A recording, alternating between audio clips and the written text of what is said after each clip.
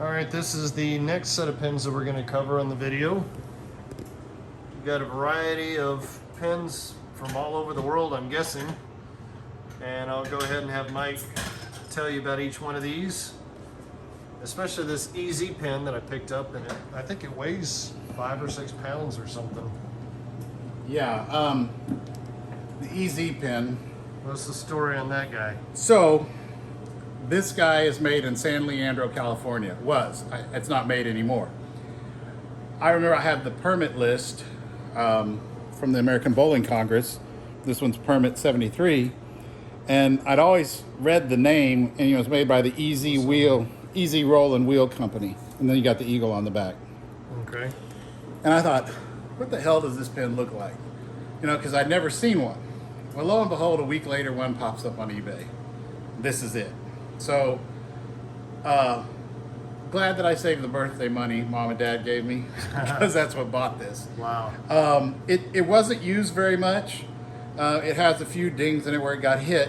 What they did with this pin, someone put some filler in the bottom, so it weighs probably about 4.5 pounds. Yeah, we did that at Dunkirk. Yeah, we did, yes. Wall it out, an AMF or something. Brunswick, some Max, or Flyers. How did we do that? We drilled a hole through the bottom. Yeah, and filled it with fishing weights. Yeah, and then we got a bunch of lead fishing weights and epoxy, and then I think I cut the bottom and put it back on there, and the thing, when it fell over, the head would stay up in the air. Yeah, it wouldn't stay on the ground. It would levitate, basically. So, this one, when I saw it, I couldn't believe it. I was like, oh my God, there's an EZ Pin.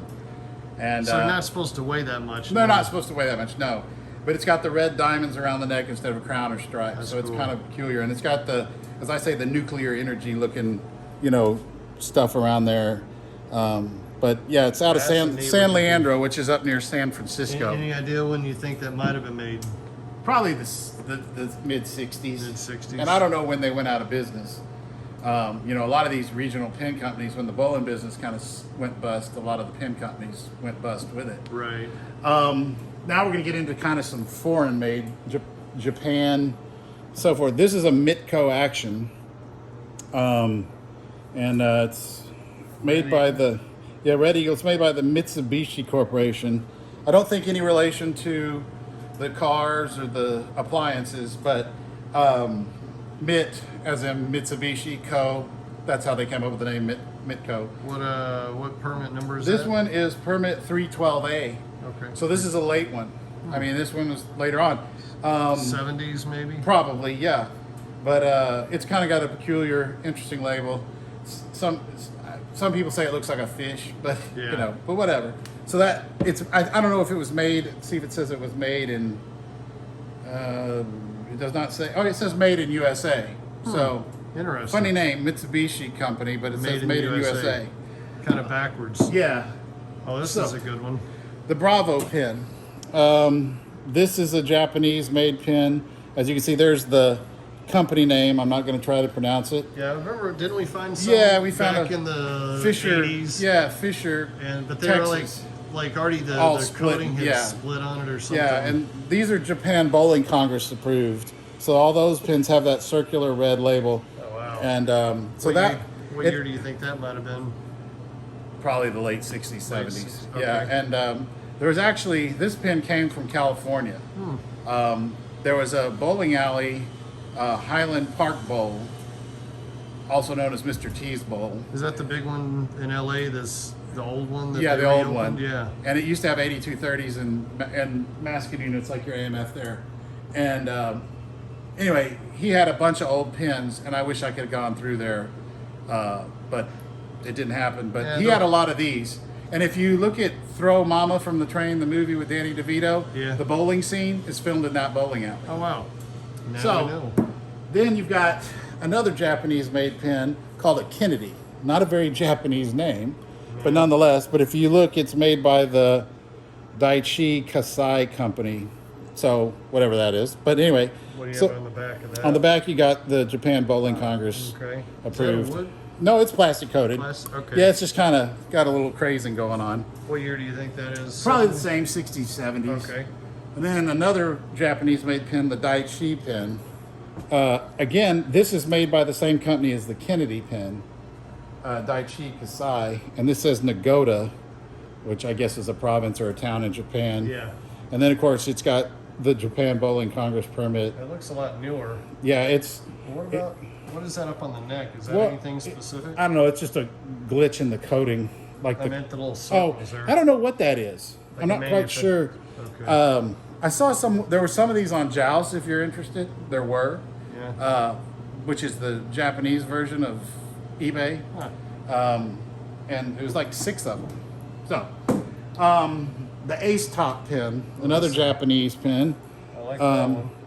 made Kind of by. reminds me of the Adirondack label or the All Yeah, American. yeah. Yeah, the So- one that guy up here. Right.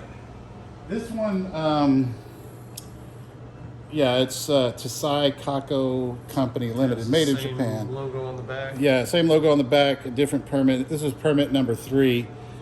This pen cost me a whopping 50 cents. I was out at Canton on First Oh, Mondays, you're kidding. and I was walking around and looking for pins, and I was walking along and I saw some bowling pins, and I saw these stripes, and this pen had been painted with white tempera paint, white water-based paint, but the stripes were still visible. I said, those are goofy looking stripes, and I could see it had the little bubble on the top, so I said, this pen's never been used. So I picked it up, and I could see the black A, Yeah. so I just went like that, and I said, okay, and I got it for 50 cents. Wow. So, yeah, and it's just, And they only had one. they only had one, yes, yes, yes. Yeah, here's a neat looking one. So, Ludica Laminate. This pin, East Detroit, Michigan. It's a wood pin. Oh, it's wood? Yeah, it's not Okay. plastic coated. It's at the got base. yeah, it's got a real interesting base. But if you look at it, it says laminate. You can see it's laminated. It's pieced together. And bowling pins aren't solid wood anymore like they used to be. They're kind of pieced together, and this was one of those. This company made a plastic coated version. I believe John Hardiman, who owns Jayhawk, has one. I've actually seen it, but his doesn't have any stripes on it. But it's got this label, little different variation to it, and then an eagle on the back. No. And this is a different version of the Spartan pin that we had over there earlier. This has 2 red stripes as opposed to the thick red stripe and thin stripe. Eagle on the back. What's the permit on that? This one? permit is 21. So this pin was in the Detroit area. What is that big bowling alley in Detroit? Thunderbird Lanes, I think, that they still have a Pro Tour stop. There's some 70s Bowling for Dollars videos, and you can see on the lanes on either side of the Bowling for Dollar lanes, they've got Spartans in the machines. wow. It's the newer version that has They just the weren't red bowling label. They weren't bowling in Spartans on No, bowling. they were using some pins with dollar signs painted on them. Oh. So these two I kind of have to do together. Bill Taylor Shotmaker pins. Who is Bill Taylor? Bill Taylor was a bowling coach. He coached a lot of different pros. He did a lot of research about lane conditions, about pins, about balls and the way they hit. So he had these Shotmaker pins that, they say controlled resistance. These pins were supposed to be more true scoring and not as easy to score on. I know once upon a time you had a test version of this I think so. that had an eagle on it. These have this honest scoring approved bowling pin ABT. So there was a 3-stripe version, a 2-stripe version. But anyway, so What year do you think those were made? these were probably the late 70s, 80s, maybe even a little later. Where But did anyway, Bill Taylor, he's been deceased for a bit. But anyway, those pins, they're kind of cool. Bill Taylor's the one that came up with short oil. Oh, yeah. Yeah, remember when Jupiter did that for a while? Vaguely. Yeah, so Where did you find those? Kidron? one of them, the one with the 2 stripes, a guy in Florida was taking some machines out of a bowling center down there, and he found those there. The 3-stripe one, that is a one I bought from James Hale. So Okay. that came from him. Probably that came from me. But I don't know. Well, no, yours. No. I remember you had one that had an eagle on it, Yeah, I don't know what happened. and I don't know where that went. I think James may have had it, but he might have sold it. I don't know, Who knows? but I don't have it. But oh well. Wished I did, but I don't. Last but not least. Last but not in the least, batch. the Dix pin, the Plas Dix. This was, you'll notice it says 4 automatics on the label. This was their first plastic coated pen. Dick's company was up in, I want to say they're outside of Buffalo, New York, because there's some guys up there. I think his name's Rich. Anyway, he was a mechanic at Thruway Lanes, which I believe is closed now. He also took care of the 8230s at Corpus Christi Catholic Church, has a 12-lane 8230 set up in their rec building. Still. Really? And Rich, I think his last name was, I can't remember what his last name was. But anyway, this pen didn't come from him, but he told me a lot about these, and one showed up on eBay, and there it was, had to have it.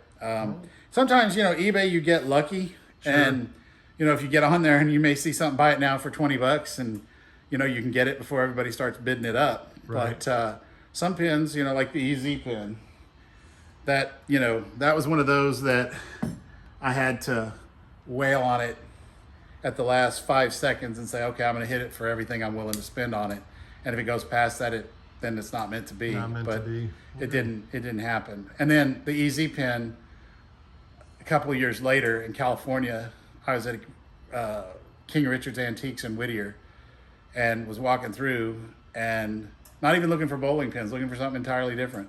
And there was another EZ pin, bought it for $25. So, yeah. So you have 2? I did.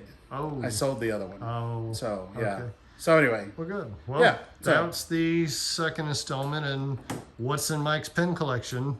And I guess if we do 10 at a time, we're going to have, what, about 30 volumes? Probably. All right. Yeah, because there's a lot more at the house. Well, this is installment number 2.